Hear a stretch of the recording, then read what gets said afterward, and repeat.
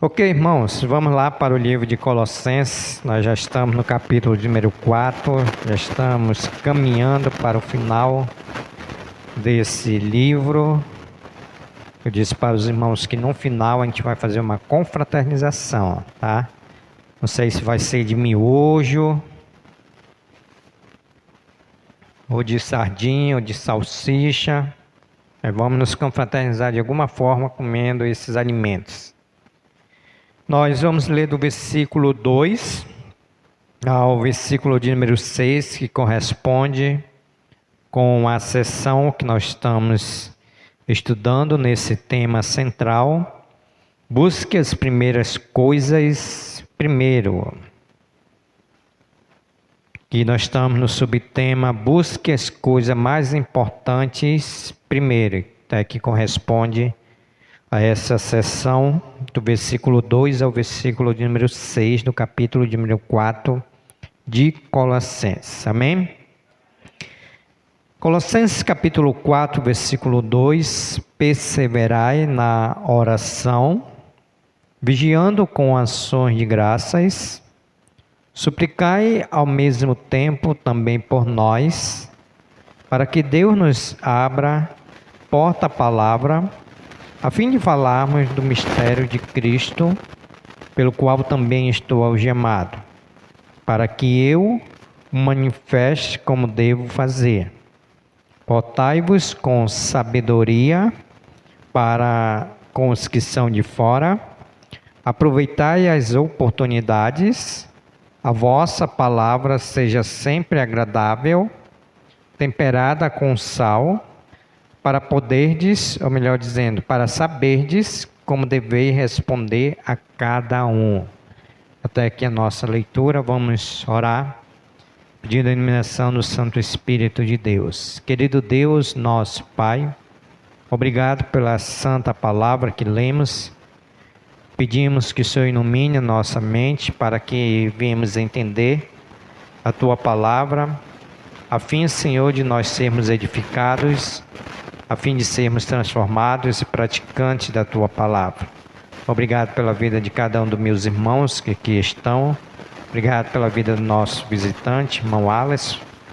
E também, Senhor, nós oramos para aqueles que não puderam estar entre nós. Como também oramos, Senhor, mais uma vez por aqueles que voluntariamente decidiram não vir à Tua casa buscando outras coisas. Nós rogamos pelo Teu Santo Espírito, porque só Ele tem o poder de convencer da justiça que o Senhor há de fazer, do juízo que o Senhor há de trazer e do pecado que eles estão praticando, Senhor. Então rogamos pelo Teu Espírito Santo para que convença da necessidade que temos de estarmos juntos como igreja do Senhor para adorar o Senhor em espírito e em verdade.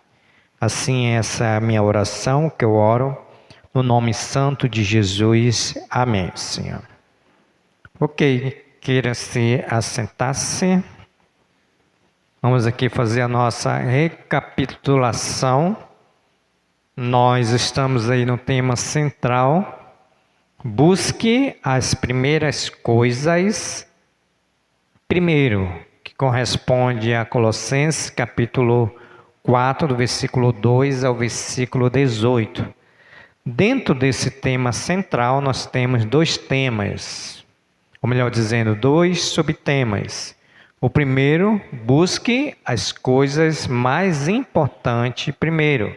Corresponde do versículo 2 ao versículo de número 6. Segundo tema, subtema, cultive relacionamentos importantes, que vai do versículo 7 ao versículo de número 18. Então, aqui nós já iniciamos o primeiro subtema. Quais as coisas mais importantes que devemos buscar? E nós já aprendemos que a oração é a coisa mais importante que nós devemos buscar, que é a primazia da oração. A oração é o oxigênio da alma, o canal aberto de comunicação com Deus, a fonte da vida.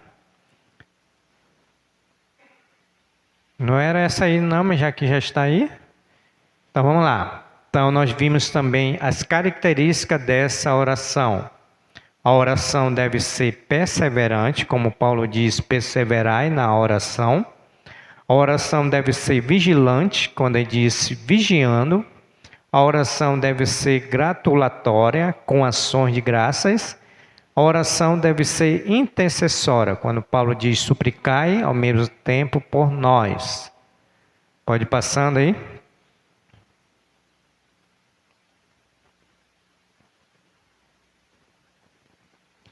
E, em segundo lugar, nós vimos a supremacia da palavra de Deus. Paulo ele não pede que se abra as portas da prisão, mas que se abra as portas do ministério. Quando ele vai dizer para que Deus nos abra a porta, a palavra, a fim de falarmos do mistério de Cristo, pelo qual também estou algemado, para que eu manifeste como devo fazer. Passando aí. Não era esse slide não, o slide é o de número 889. Coloca logo nele aí, senão está muito atrás esse aí.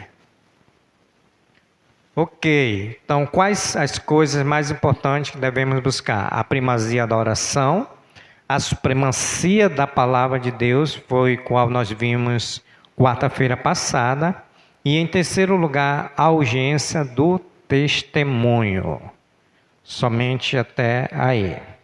Ok? Então, irmãos, aqui nós temos aqui em terceiro lugar as coisas que nós devemos buscar mais importantes, e aqui nesse contexto é a urgência do testemunho. Paulo vai dizer no versículo de número 5, portai-vos com sabedoria, para com os que são de fora, aproveitai as oportunidades. A vossa palavra seja sempre agradável, temperada com sal, para saber de como deveis responder a cada um. Ou seja, o testemunho do Evangelho aos perdidos. Nós vamos observar alguns critérios que nós precisamos ter por meio dessa testemunha que somos nós. E, em primeiro lugar, Paulo vai dizer que nós devemos portar-nos com sabedoria para os que são de fora. Quero que os irmãos repitam essa frase para mim, por favor. O primeiro princípio, o primeiro critério, qual é? Só o Jonas, né? Não. Cadê? Primeiro. Aliás, vamos ler todo aí. Vamos lá.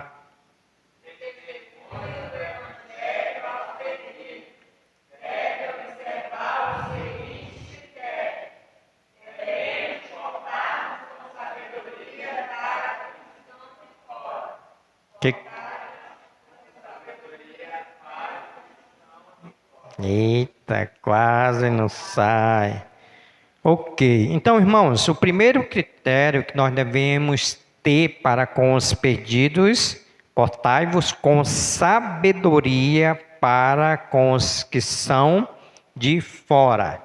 Isso de respeito, pode passar aí? Isso de respeito à nossa conduta diária, o nosso testemunho diário. As pessoas do mundo nos observam, por isso não podemos tropeçar para elas. Então, o testemunho, ele é muito importante. Paulo vai dizer em Efésios, capítulo de número 1, versículo 4, parte B, que não está aí. Paulo ele vai dizer o seguinte, eu vou ler esse texto para os irmãos, Efésios, capítulo 1, versículo de número 4, Paulo vai dizer assim: assim como nos escolheu nele, antes da fundação do mundo, para sermos santos e irrepreensível. Ou seja, o nosso viver deve ser irrepreensível nas palavras, nos comportamentos, nos namoros, nos casamentos, nos negócios, nos estudos, no trabalho e também testemunho. Então, o que Paulo está querendo dizer? Que nós precisamos ter essa sabedoria, o qual ele está pedindo, para nós darmos um bom testemunho. Por que Paulo está dizendo? Porque o nosso testemunho, ele fala. As pessoas, elas estão nos observando, e quando nós falarmos algo por meio do comportamento, por meio desse critério, o nosso testemunho, ele tem que ser um testemunho bom. Por isso que Paulo vai dizer assim: portai-vos com sabedoria para aqueles que são de fora. Ou seja, o que Paulo está querendo dizer aqui? Que o andar e o falar na vida do cristão precisa estar em harmonia com aquilo que ele diz que é o cristão. Por quê? Porque essa expressão, quando Paulo vai dizer os de fora, equivale ao termo rabínico, que denota aqueles que pertencem a outras religiões. Nesse contexto aqui de Colossenses, os irmãos sabem que havia várias religiões, mas quando Paulo está dizendo que nós devemos nos portar com sabedoria para os que são de fora, para nós é usada aqui para se referir àqueles que não são cristãos.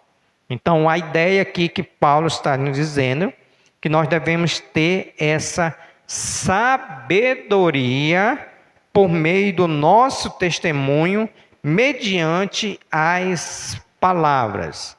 Por quê? Porque aquilo que eu falo tem que condizer com o evangelho que eu vivo. O meu comportamento tem que condizer com aquilo que a palavra de Deus ela diz. O que o Senhor Jesus Cristo diz lá em Mateus, capítulo 5, versículo 13 e 14? O que nós somos lá que Jesus Cristo diz para nós? Ele não diz que nós somos o sal da terra. Ele nos diz que nós somos a luz do mundo. Então, o que Paulo está querendo nos ensinar, irmãos? Que nós devemos ter essa sabedoria. Porque viver do modo digno do Evangelho é viver com essa sabedoria. Por isso que Paulo está dizendo aqui: portai-vos com sabedoria para aqueles que são de fora. Irmãos, fazendo a nossa primeira aplicação, como que nós nos comportamos diante da sociedade, como que nós nos comportamos diante daqueles que não são crentes? Será que a minha palavra, será que o nosso comportamento, mediante todos esses aspectos aqui que ele citou, namoro, comportamento, negócios, estudo, trabalho e testemunho, condiz com aquilo que nós pregamos? Essa é uma reflexão que nós precisamos meditar. Se a nossa sabedoria, por meio desse testemunho, que tem que ser um critério para o crente, quando ele deve viver irrepreensivelmente, ou seja, não ser acusado de nada, é trabalhar para não ser acusado de nada. Por quê? Porque o Evangelho, ele nos permite que nós viemos ter esse bom testemunho. Então, isso deve ser de critério para nós. Quando Paulo vai dizer: portai-vos com sabedoria para com aqueles que são de fora. Então, em primeiro lugar, primeiro critério, devemos portar-nos com sabedoria para aqueles que são de fora. O segundo critério para o testemunho do Evangelho aos perdidos, que nós devemos observar, nós devemos aproveitar as oportunidades. Paulo vai dizer no versículo de número 5, parte B, ele vai dizer: aproveitai as oportunidades. Qual é o segundo? Nós devemos fazer o quê? Mais forte. Nós devemos fazer o quê? O que Paulo diz? Oxe, nosso visitante vai fazendo vergonha aí, é para nosso visitante. Devemos, vamos lá, irmãos, devemos fazer o quê? Aproveitar as oportunidades. O que o versículo diz? Aproveitar as oportunidades. Muito bem. Devemos aproveitar as oportunidades para anunciar as boas novas do Evangelho para as pessoas. Porque a palavra grega aqui, kairos, traduzida por oportunidade, não quer dizer tempo marcado em minutos, horas e dias, mas uma porta aberta para o serviço do Evangelho. Então, a ideia que não é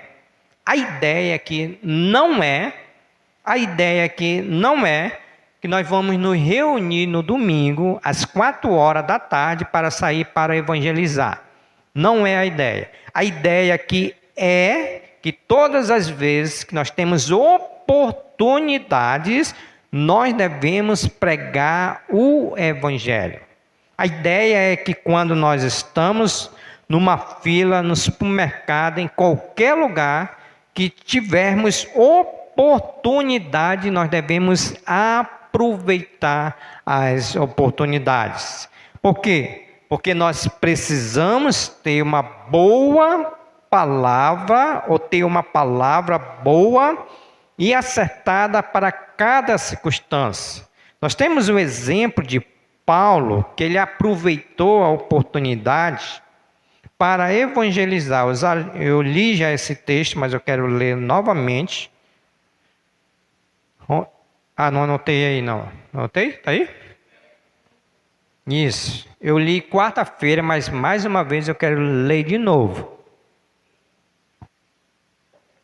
Paulo estava preso, podendo orar para que Deus libertasse. Ele não fez isso. Paulo estava preso, podendo orar para que Deus desse paz para ele. Já estava indo para o martírio. Ele não fez isso. Paulo estava preso, ele poderia pedir, nesse contexto aqui, ele poderia pedir orações para a igreja. Ele não fez. O que Paulo fez na sua prisão? Filipenses 1:12. Não, é Filipenses. Tá, Filemon? Cadê Filemon? Não, é FL. É Filipenses a sigla, pelo menos para mim, não sei para... Filipenses capítulo 1, para mim a sigla é FL. Versículo 12. Aqui nós temos o exemplo que Paulo aproveitou as oportunidades. Amém? Com misericórdia. Paulo vai dizer assim: quero ainda, irmãos, cientificar-vos das coisas que me aconteceram, tem antes contribuído para o progresso do Evangelho, de maneira que as minhas cadeias em Cristo se tornaram conhecidas de toda a guarda pretoriana e de todos os demais. E a maioria dos irmãos, estimulado no Senhor por minhas algemas, ouso falar com mais desabroço a palavra de Deus. Então, o que Paulo fez aqui? Ele aproveitou a oportunidade que estava preso, pregou para aquela guarda pretoriana, e Paulo ganhou muitos. E no final dessa carta, Paulo ele vai saudar esses irmãos de César, que era a guarda pretoriana, o qual estava guardando. Então, o que estava acontecendo? Paulo preso, toda vez que trocavam soldados, Paulo aproveitava as oportunidades. Trazendo essa ideia para esse critério que nós devemos ter, nós precisamos aproveitar todas as oportunidades. Porque o verbo na frase aqui grega, aproveitar as oportunidades, é tirado diretamente da linguagem comercial do mercado em grego. Ou seja, quer dizer agora. Em todo momento que tivermos oportunidade, agora nós devemos pregar a palavra de Deus.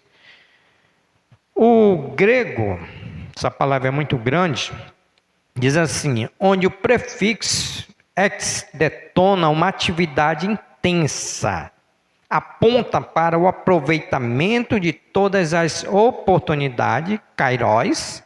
Aproveitar é fazer pleno uso de a mordomia do tempo como sendo um bem de Deus com valor inestimável.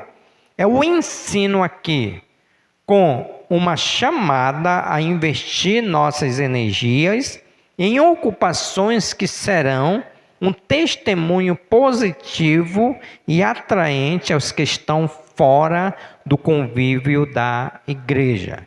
Então, o princípio, o critério que nós precisamos ter é de aproveitar todas as oportunidades. Aplicação, irmãos. Será que nós temos aproveitado todas as oportunidades? Deus, ele tem sido bondoso para conosco, nos dando sempre oportunidade para pregar a palavra de Deus. E quando nós não aproveitamos essa oportunidade, eu não digo com certeza, mas com toda certeza que nós estamos pecando contra Deus. Porque Deus, ele tem os seus escolhidos, Deus, ele cria as oportunidades e nós precisamos agarrar todas as oportunidades. Então, a aplicação é, essa semana nós já evangelizamos alguém? Nós já aproveitamos a oportunidade que Deus deu para nós? Será que já fizemos isso? O Espírito Santo é que vai falar aos nossos corações. Então, o primeiro critério que nós temos para testemunhar para os perdidos é portais com sabedoria para os que estão de fora, com o nosso testemunho, falar, comportamento e ações. O segundo critério é aproveitar todas as oportunidades que Deus ele tem nos dado. O terceiro critério para o testemunho do Evangelho aos perdidos, nós devemos ter a palavra certa na hora certa. Paulo vai dizer, a vossa palavra seja sempre agradável, temperada com sal, para saberes como deveis responder a cada um. Qual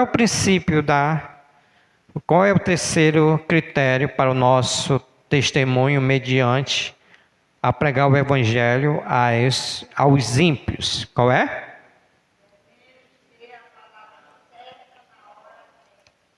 Mas, complicado, né? Ontem, mais uma vez, eu sempre gosto de ilustrar assim porque é o que me motiva, Ontem eu fui para o jantar e estava passando o jogo do Flamengo. Aí aos 45, parece, né, que o Flamengo empatou. Rapaz, eu dei um grito lá, todo mundo ficou assustado. É assim que a gente tem que fazer, irmãos, com a palavra de Deus. Quando é gol do Flamengo, a gente grita, né? Gol! Quero ver sábado. E aí, quando é para se tratar da palavra de Deus, aquela coisa melancólica, sem convicção, devemos ter a palavra certa na hora certa. Vamos lá? Devemos ter a palavra certa na hora certa. Gol do Mengão. Voltou o versículo.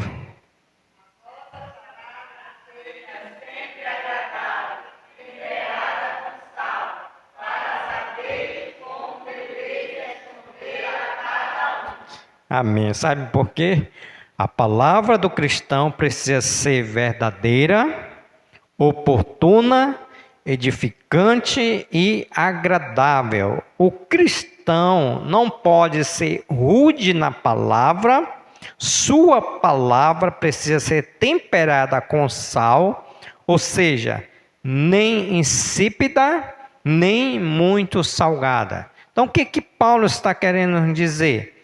Que a nossa palavra tem que ser agradável. E aqui ele citou aqui algumas palavras. Por exemplo, verdadeira.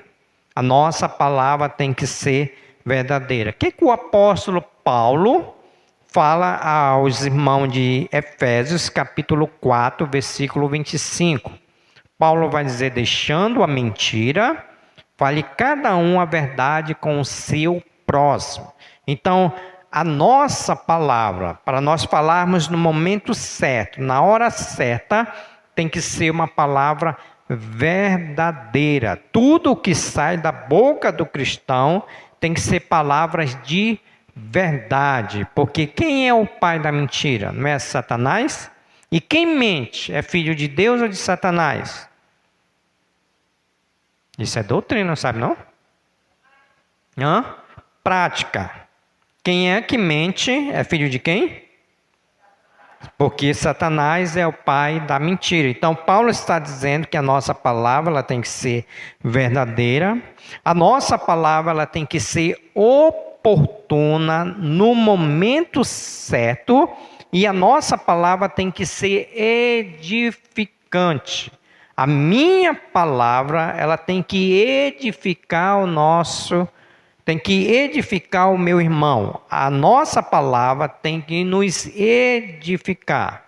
Paulo vai dizer aos irmãos de 1 Tessalonicenses, capítulo 5, versículo 11, que a nossa palavra ela tem que trazer edificação para o outro.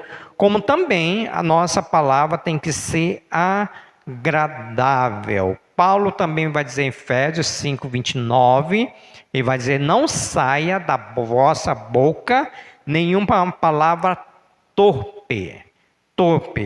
Ou seja, nós precisamos ter uma palavra agradável. Por quê?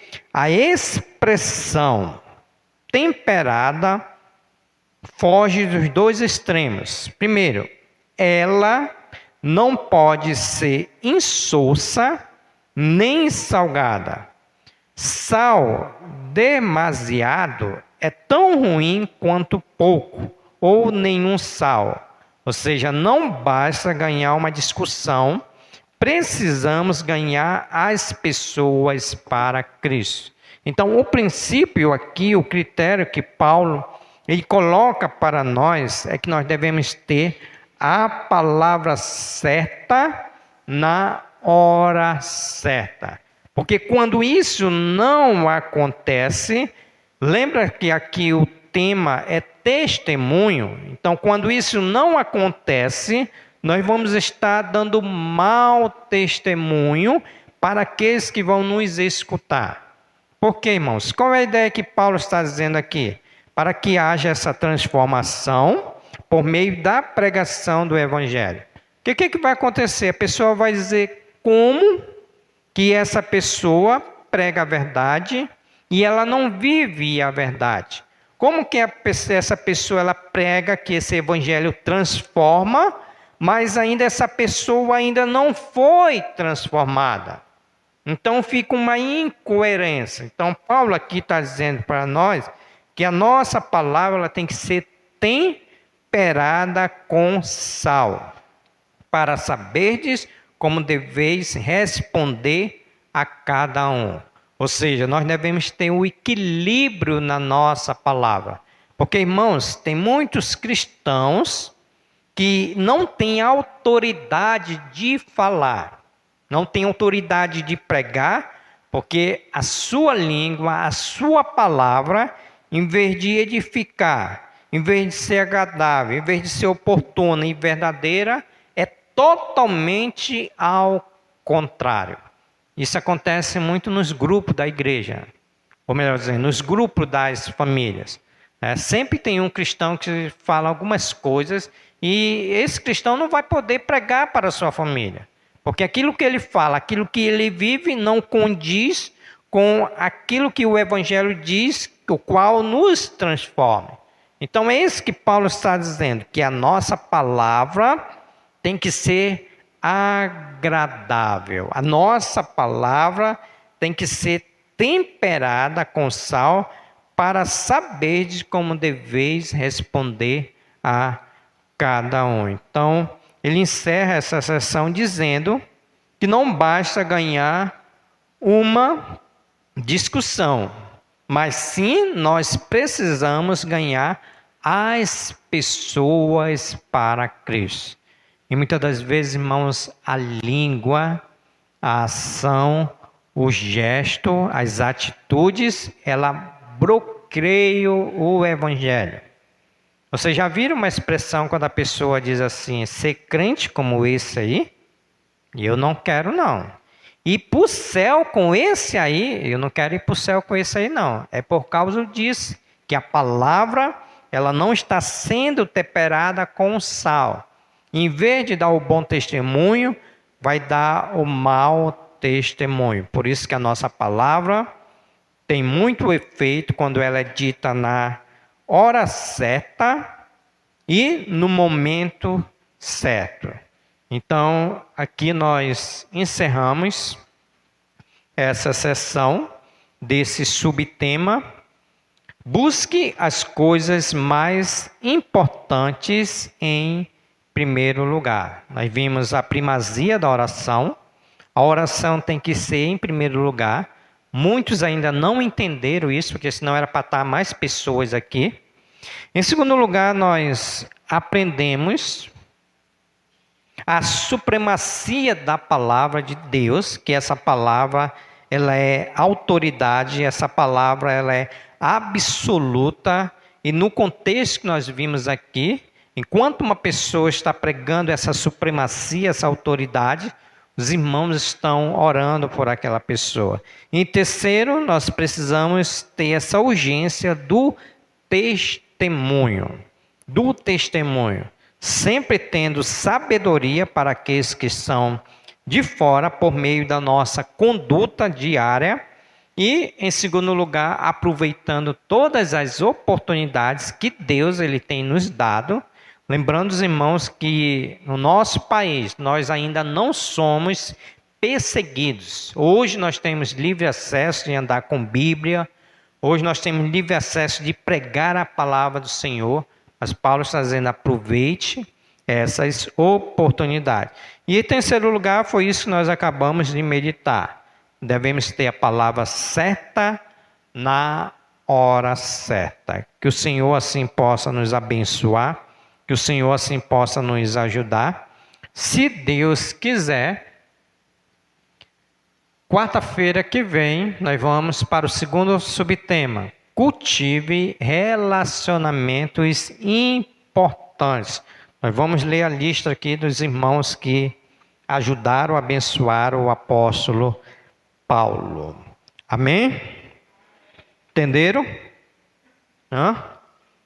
Vamos praticar? Vamos praticar? Portar com sabedoria com aqueles que são de fora. Tá? Pregar a palavra para eles. Aproveitar as oportunidades.